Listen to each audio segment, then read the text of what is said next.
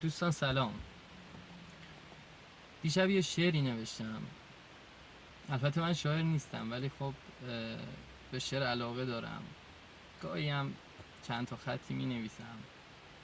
گفتم بدون لطف نیست اگر براتون بخونم. قبلش یه چند تا جمله بگم که من به عنوان یه انسان همیشه از خودم پرسیدم که به چه چیزهایی میشه افتخار کرد. حس کردم خیلی همون به چیزای اشتباهی داریم افتخار میکنیم. یه مسائلی هست مثل ملیت، قد، چهره، رنگ پوست، چیزایی که نه تو انتخابش دخالتی داشتیم، نه تو اکتسابش زحمتی کشیدیم. حتی پولی که از پدر و مادر به خیلی ها رسیده، من نمیگم استفاده کردن ازش اشتباهه، ولی بالیدن بهش و فخر فروشی برای دیگران واقعا دور از انسانیته. بهتر اینه که با انسان بودنمون، با شرافت داشتنمون، با وجدان بیدار داشتنمون باعث بشیم که ملت و ملیتمون بهمون افتخار کنن.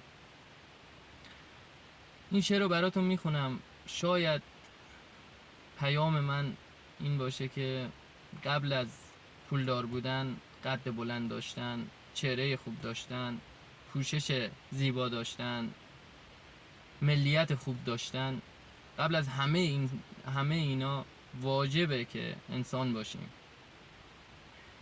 چشم‌ها همه اشک، اشک‌ها شده خون، دست‌ها همه تنگ، دل‌ها شده سنگ.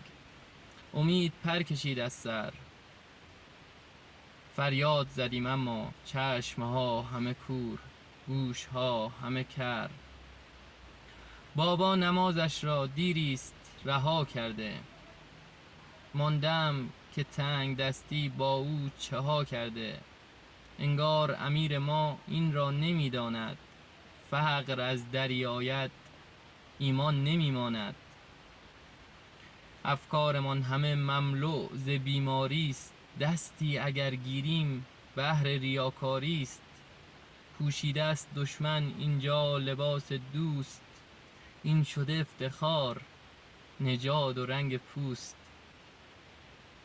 هر کس به دنبال راه پله خویش است، هرگز نمیفهمیم این نوش یا که نیش است.